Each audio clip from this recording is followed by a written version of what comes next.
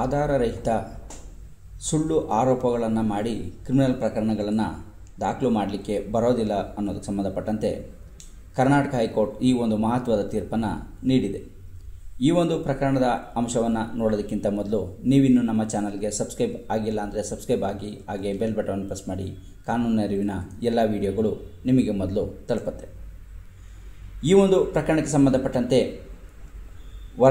ವರದಕ್ಷಿಣೆ ಕಿರುಕುಳ ಮತ್ತು ಡೌರಿ ಪ್ರಾಹಿಬಿಷನ್ ಆ್ಯಕ್ಟ್ನ ಸೆಕ್ಷನ್ 3 and 4ನ ಅಡಿಯಲ್ಲಿ ಇನ್ನೂ ಹಲವಾರು ಅಂದರೆ ಕೊಲೆ ಬೆದರಿಕೆ, ಕೊಲೆ ಪ್ರಯತ್ನ, ಈ ಥರದಲ್ಲಿ ಇನ್ನೂ ಹಲವಾರು ಸೆಕ್ಷನ್ಗಳನ್ನು ಸೇರಿಸಿ ಒಂದು ಕೇಸನ್ನು ನಮೂದು ಮಾಡಲಾಗಿರುತ್ತೆ. ದೂರನ್ನು ಹೆಂಡತಿ ಕೊಟ್ಟಿರ್ತಾರೆ, ಗಂಡ ಮತ್ತು ಅವರ ಕುಟುಂಬದವರು. ಅದರಲ್ಲೂ ಒಬ್ಬರು 80 ವರ್ಷ ವಯಸ್ಸಿನವರು ಕೂಡ ಇರ್ತಾರೆ, ಅವರನ್ನು ಸೇರಿಸಿ ಇದರಲ್ಲಿ ಕೊಡಲಾಗಿರುತ್ತೆ. ಈ ಒಂದು ಪ್ರಕರಣಕ್ಕೆ ಸಂಬಂಧಪಟ್ಟಂತೆ ವಿಚಾರಣಾ ನ್ಯಾಯಾಲಯದಲ್ಲಿ ಪ್ರಕರಣ ಇರುತ್ತೆ. ಸೊ ಇದನ್ನು ಪ್ರಶ್ನಿಸಿ ಈ ಒಂದು ಪ್ರಕರಣ ದೂರು ಏನು ಮಾಡ್ಕೊಂಡಿರ್ತಾರೆ ಇದನ್ನು ಪ್ರಶ್ನಿಸಿ ಕರ್ನಾಟಕ ಹೈಕೋರ್ಟ್ಗೆ ಮೇಲ್ಮನವಿಯನ್ನು ಸಲ್ಲಿಸಲಾಗುತ್ತೆ, ಅಂದರೆ ಕ್ರಿಮಿನಲ್ ಪಿಟಿಷನನ್ನು ಸಲ್ಲಿಸಲಾಗುತ್ತೆ. ಇದರ ವಿಚಾರಣೆಯನ್ನು ಮಾಡಿದಂಥ ಕರ್ನಾಟಕ ಹೈಕೋರ್ಟ್ ಆಕೆಗೆ, ಅಂದರೆ ದೂರುದಾರಳು ಏನಿರ್ತಾಳೆ ಸಂತ್ರಸ್ತೆ, ಆಕೆಗೆ ನೋಟಿಸನ್ನು ಕೂಡ ನೀಡಿರ್ತಾರೆ. ಆದರೂ ಕೂಡ ಅದಕ್ಕೆ ಸರಿಯಾದ ರೀತಿಯಲ್ಲಿ ಆಕೆ ರೆಸ್ಪಾಂಡನ್ನು ಕೂಡ ಮಾಡೋದಿಲ್ಲ.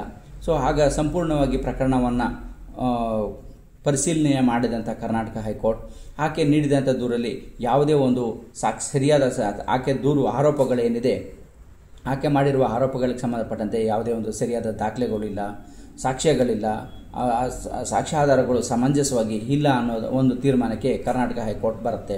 ಸೊ ಹಾಗಾಗಿ ಯಾವುದೇ ಒಂದು ಪ್ರಕರಣವನ್ನು ನಮೂದು ಮಾಡಿದಾಗ, ಅಂದರೆ ಅದರಲ್ಲೂ ಎಸ್ಪೆಷಲಿ ವರದಕ್ಷಿಣೆ ಕಿರುಕುಳಕ್ಕೆ ಸಂಬಂಧಪಟ್ಟಂತೆ ಏನು ಪ್ರಕರಣವನ್ನು ನಮೂದು ಮಾಡಿದ್ದಾರೆ, ದೂರನ್ನು ಕೊಟ್ಟಿದ್ದಾರೆ, ಈ ದೂರಿಗೆ ಸಂಬಂಧಪಟ್ಟಂತೆ ಸರಿಯಾದ ಸಾಕ್ಷ್ಯ ಆಧಾರಗಳಿಲ್ಲ, ಹಾಗಾಗಿ ಈ ಒಂದು ಪ್ರಕರಣ ನಡೆಸೋದು ಅಷ್ಟು ಸಮಂಜಸ ಅಲ್ಲ ಅಂಥೇಳಿ ಈ ಒಂದು ಪ್ರಕರಣದಲ್ಲಿ ಕ್ರಿಮಿನಲ್ ಪಿಟಿಷನನ್ನು ಹಲೋ ಮಾಡ್ತಾರೆ. ಸೊ ಹಾಗೆ ಆ ಕ್ರಿಮಿನಲ್ ಪ್ರೊಸೀಜರ್ ಏನಿರ್ತದೆ ಅದನ್ನು ಪಾಸ್ ಮಾಡಿ ಆದೇಶವನ್ನು ಮಾಡಲಾಗುತ್ತೆ. ಸೊ ಇದಕ್ಕಿಂತ ಮೊದಲು ಈ ಮೇಲ್ಮನವಿ ಸಲ್ಲಿಸಿರುವಂಥವ್ರು ಇವರೇನಿರ್ತಾರೆ, ಇವರು ಒಂದು ಸಿವಿಲ್ ಪ್ರಕರಣಗಳಿಗೆ ಸಂಬಂಧಪಟ್ಟಂತೆ ಒಂದು ದೂರನ್ನು ಕೂಡ ನಮೂದು ಮಾಡಿ ಅಲ್ಲಿ ಸ್ಟೇ ಆರ್ಡರನ್ನು ಕೂಡ ತಗೊಂಡಿರ್ತಾರೆ. ಸೊ ಈ ವಿಚಾರನೂ ಕೂಡ ಈ ಒಂದು ಪ್ರಕರಣದಲ್ಲಿ ನಮೂದನ್ನು ಮಾಡಲಾಗಿದೆ. ಹೆಚ್ಚಿನ ಒಂದು ವಿಷಯವನ್ನು ನೋಡೋದಕ್ಕೋಸ್ಕರ ಡಿಸ್ಕ್ರಿಪ್ಷನ್ ಬಾಕ್ಸಲ್ಲಿ ಕೊಟ್ಟಿರೋ ಲಿಂಕ್ ಮೇಲೆ ಕ್ಲಿಕ್ ಮಾಡಿ ಪೂರ್ತಿ ಜಡ್ಜ್ಮೆಂಟನ್ನು ನೋಡ್ಬೋದಾಗಿರುತ್ತೆ. ಸೊ ಈ ಒಂದು ಪ್ರಕರಣದಿಂದ ಗೊತ್ತಾಗುವಂಥದ್ದು ಏನು ಅಂದರೆ, ಯಾವುದೇ ಒಂದು ಪ್ರಕರಣ ಆಗಲಿ ಒಂದು ಕ್ರಿಮಿನಲ್ ಪ್ರೊಸೀಜರನ್ನು ಮಾಡಬೇಕಾದ್ರೆ ದೂರುದಾರ ಏನಿರ್ತಾರೆ ಅದಕ್ಕೆ ಸಂಬಂಧಪಟ್ಟಂತೆ ಸರಿಯಾದ ಸಾಕ್ಷ್ಯವನ್ನು ಒದಗಿಸಬೇಕು. ಬರೀ ಸುಳ್ಳು ಆರೋಪವನ್ನು ಮಾಡಿ ಪ್ರಕರಣವನ್ನು ದಾಖಲು ಮಾಡಿದ್ರೆ ಅಂಥ ಪ್ರಕರಣ ವಿಚಾರಣೆ ನಡೆಸಲಿಕ್ಕಾಗಲಿ ಅಥವಾ ಆ ಆರೋಪನ ಸಾಬೀತುಪಡಿಸಲಿಕ್ಕಾಗಲಿ ಅದು ಸಮಂಜಸವಾದ ಒಂದು ಪ್ರಕರಣ ಆಗಿರೋದಿಲ್ಲ ಅನ್ನೋದನ್ನು ಈ ಒಂದು ಪ್ರಕರಣದಿಂದ ನೋಡ್ಬೋದಾಗಿದೆ.